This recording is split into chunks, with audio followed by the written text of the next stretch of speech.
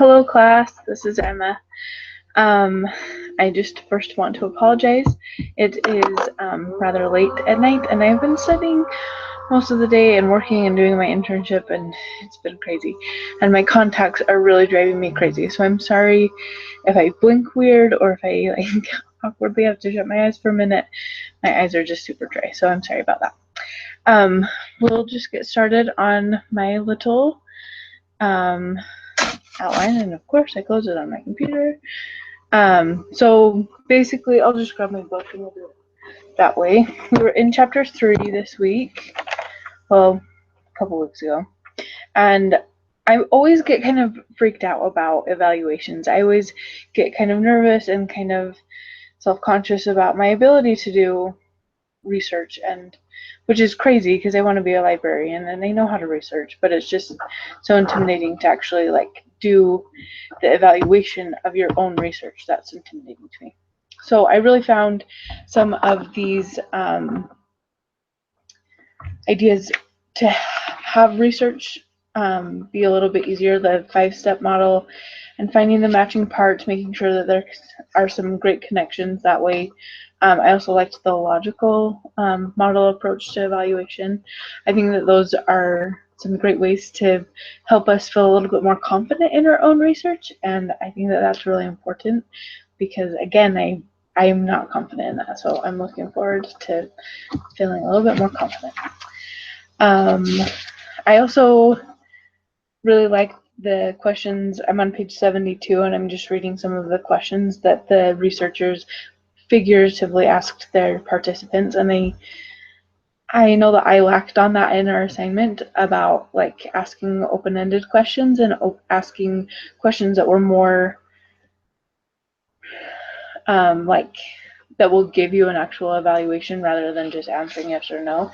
And I think that that's what's so important about our evaluations for school at the end of semesters or in the middle of semesters, that they give you those couple of questions near the end to kind of get an actual evaluation rather than just answering the 1 through 5 thing, which I hadn't thought of that until I read this chapter, so I thought that was great. Appendix number or letter E is just amazing to me. I know that I don't remember what class it was, but I know that we had signed this ethics form, and I really value the fact that we have an ethics form for us to sign. I work at a law firm full-time. Okay, I'm not full-time anymore since I'm doing my internship, but for a long time I worked at a law firm, and ethics is just something that is so personal, but it's also so important to view other people's ethics and see if you're actually making connections through other people's ethics as well. So I just think that this was great to have very baseline, expectations for us as family life educators. There are some of them that, also with my internship, I'm interning at a local early Head Start program called DDI Vantage, and I have been doing some home visits for some needy families, and I've been there for 3 weeks, and it's life-changing.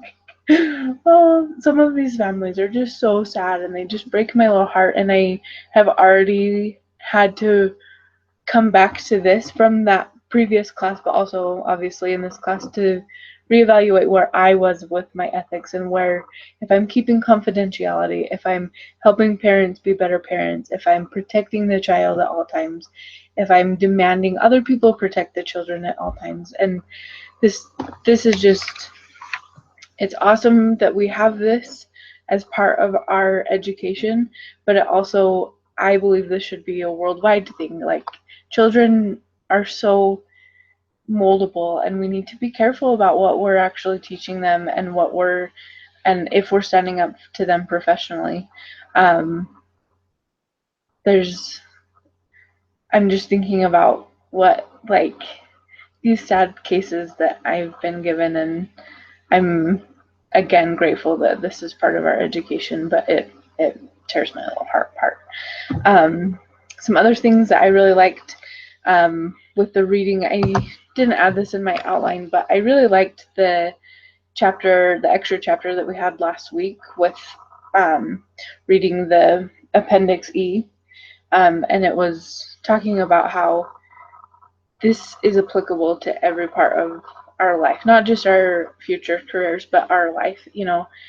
The start of the lesson was all about these scenarios that we will be placed in, whether we want to be or not, but we will be placed in those situations with our ethics that, do we support gay marriage? The church doesn't, but do we personally or politically? Do we support families that maybe have a different religious or a different socioeconomic past than we have? And I just think that it's important for us to be able to apply our knowledge and our understanding of these ethics and these principles that we've learned to help the community, which is what every single person in the world should want for their community. So I am looking forward to continuing to come back to this paper and make sure that I'm actually following the rules that I signed, and that I take these things seriously, and I'm excited about that. So I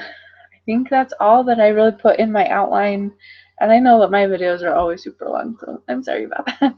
And I look forward to seeing all of your videos, and have a great night. Thank you. Bye.